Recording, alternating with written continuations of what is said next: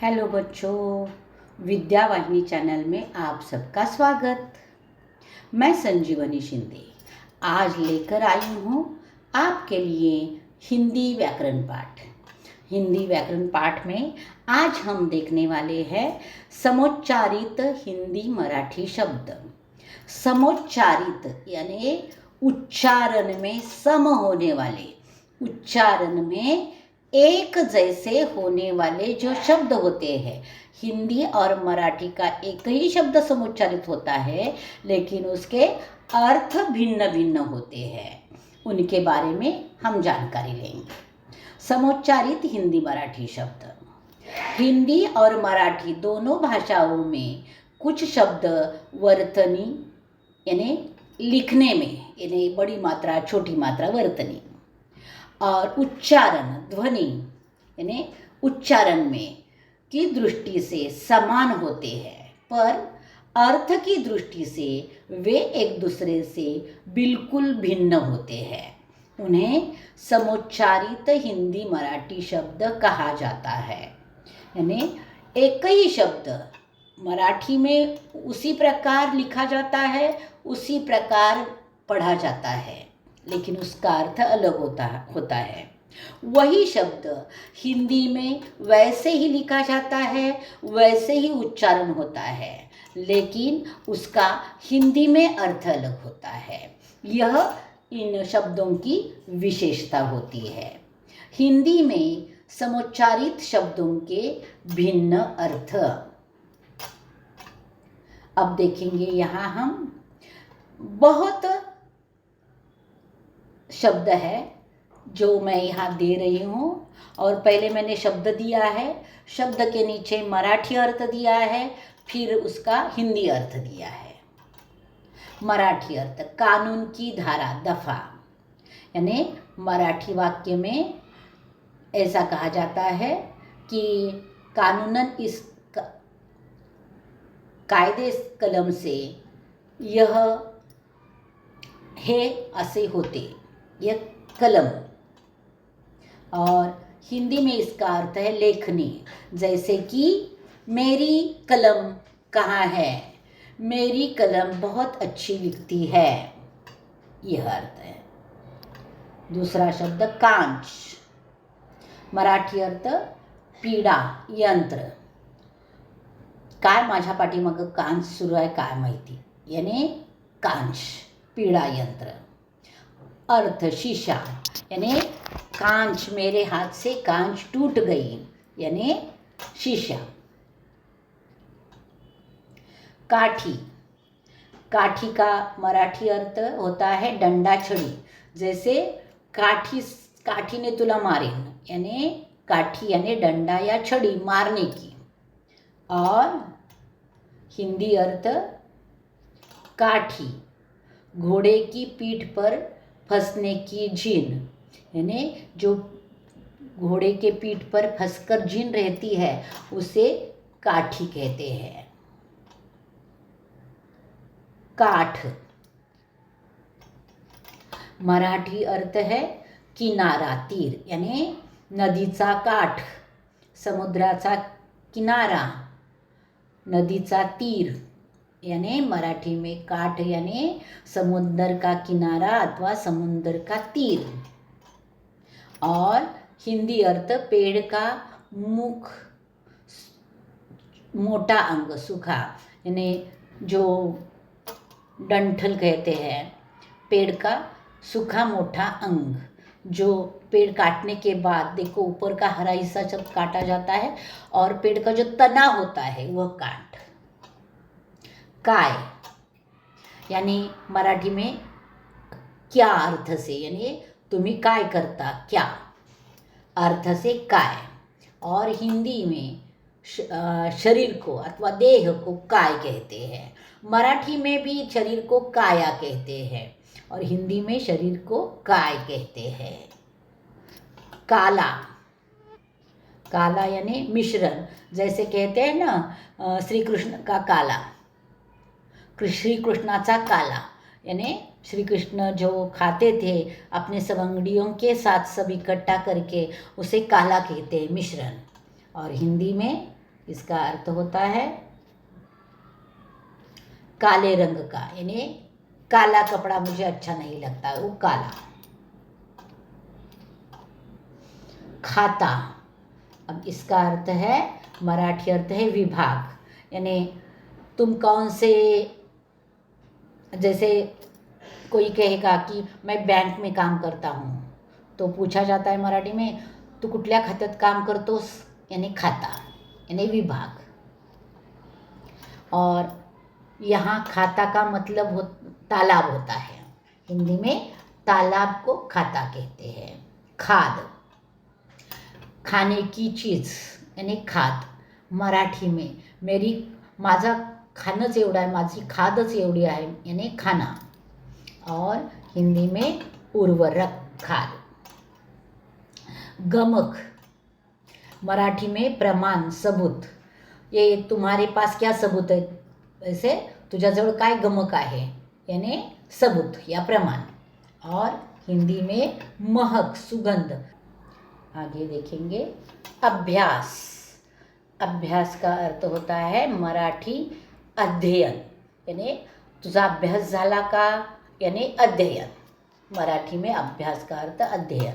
और हिंदी में बार बार दोहराना, यानी मेरा इसका अभ्यास चल रहा है, यानी बार बार दोहराकर उसे कंठस्थ करना, याद करने की कोशिश करना, उसे अभ्यास कहते हैं।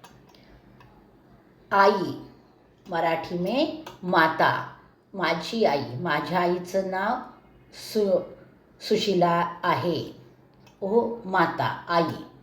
और हिंदी में आना, तुम बाजार से कब आई, यानी आना, यह बाजार से कब आई, आना होता है, कल। मराठी में अर्थ है रुझान या प्रवृत्ति, यानी जैसे कि पूछा जाता है मराठी में, तुझा कल कोणत्या बाजूला आहे, विज्ञान का कला, कोणत्या बाजूला कला आहे, यानी रुझान, यानी रुचि। और हिंदी में अर्थ होता है बीता हुआ अथवा आने वाला कल, जैसे कि समझ लो कि अगर आज रविवार है तो बीता हुआ कल होगा शनिचर और आने वाला कल होगा सोमवार।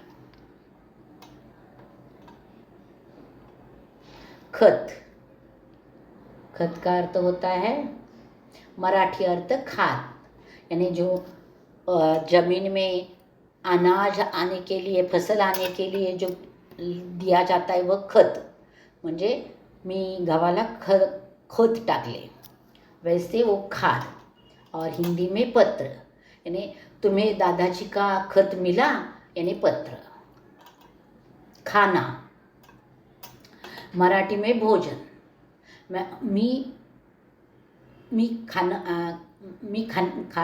खाल्ले, भोजन केले, वो खाना। और दराज या खाना, यानी कबर्ड का जो अलमारी का होता है ना, अंदर एक खाना होता है, वो दराज या खाना, यानी खाना। खोल, खोल यानी खोलना, जैसे दरवाज़ा खोल मराठी में कहा जाता है, यानी खोलना, यानी खोल दे दरवाज़ा। और हिंदी में आवरण, यानी जैसे बादाम को खोल के अंदर से बादाम निकालना पड़ता है, वह खोल। उसके बाद आता है जर, मराठी अर्थ यदि अगर, मराठी अर्थ यदि अगर, जर मला पैसे मिळाले तर मी हे खरेदी करेन, जर, यानी यदि अथवा अगर शब्द मराठी में। हिंदी अर्थ है बुखार, यानी मुझे जर आ गया है, बुखार। जलद, जलद का अर्थ क्या होता है मराठी में, शीघ्र, म्हणजे लवकर, जलद जलद हे काम कर। और हिंदी में बादल, जो आकाश में काले काले घने बादल छाते हैं जिसमें पानी भरा होता है, उसे जलद कहते हैं। जल यानी पानी, और पानी भरा हुआ जो बादल होता है उसे जलद कहते हैं। ताई, ताई का मराठी अर्थ होता है बहन, जो बड़ी बहन हो तो जैसे हिंदी में दीदी कहते हैं, वैसे मराठी में ही माझी ताई। और हिंदी अर्थ है पिता के बड़े भाई की पत्नी, यानी पिताजी के बड़े भाई की पत्नी, जैसे चाची तो ताऊ जी, बड़े भाई को, पिताजी के बड़े भाई को ताऊ कहते हैं और उनकी पत्नी को ताई कहते हैं या ताऊ कहते हैं, वो ताऊ। दादा, यहाँ बड़ा भाई, जसे माझ्या मोठ्या भावाचे नाव, माझ्या मोठ्या दादाचे नाव, वैसे बड़ा भाई। और हिंदी में पिता के पिता, दादाजी। परत यानी बाद में, फिर से। मी हे परत करतो, परत यानी बाद में करतो। और हिंदी में किसी चीज को एक के ऊपर एक रखना, यानी जैसे मैंने कपड़ों की 10 परत लगाई, यानी एक के ऊपर 10 परतें लगाकर रखी। उसके बाद पीठ, मराठी अर्थ है आठा, जैसे गव्हाचे पीठ। और हिंदी में पीठ शरीर का अंग, जैसे मराठी में पाठ कहते हैं उसे हिंदी में पीठ कहते हैं। सही, मराठी अर्थ हस्ताक्षर, यहाँ इथं सही करा यानी हस्ताक्षर कर लो। और हिंदी में ठीक, यह सही है, यह वाक्य सही है, सही। फिर सोडा, मराठी में छोड़िए, सोडा, माझे हाथ बांधले ते सोडा यानी छोड़िए। और एक क्षार जो सोडा उपयोग में लाया जाता है वो क्षार। लक्ष्य यानी उद्देश, तुझ्या शिकण्याचं लक्ष्य काय आहे, ध्येय काय आहे, उद्देश। और हिंदी में लाख, लाख रुपए, लक्ष रुपए। तुला, मराठी में तुम्हें, मराठी में उसका अर्थ तुम्हें की जगह किया जाता है, तुला काय पाहिजे, तुम्हें। और हिंदी में तराजू यानी तोलने का साधन। बसा, मराठी में बैठो, तुम्ही इथं बसा यानी बैठो। और हिंदी अर्थ बसना या रहना। मोटा, बड़ा यानी शरीर से मोटा होता है और हिंदी में भी शरीर से बड़ा होता है। बाबा, मराठी में पिताजी को बोला जाता है बाबा, ये माझे बाबा आहेत, पिता के पिता को बाबा कहा जाता है हिंदी में। शिक्षा, मराठी सजा, म्हणजे तुला मी शिक्षा देते यानी सजा। और हिंदी में सीख, तुम्हें इससे क्या सीख मिली, क्या शिक्षा मिली, वह अर्थ होता है। देखो बच्चों, इस तरह मराठी में और हिंदी में एक ही जैसे लिखे जाने वाले, एक ही जैसे बोले जाने वाले शब्दों के अर्थ अलग अलग होते हैं, वह मैंने समझा दिया है। यहाँ यह पाठ पूरा होता है। अगला व्याकरण पाठ लेकर जल्द ही वापस आती हूँ। धन्यवाद बच्चों।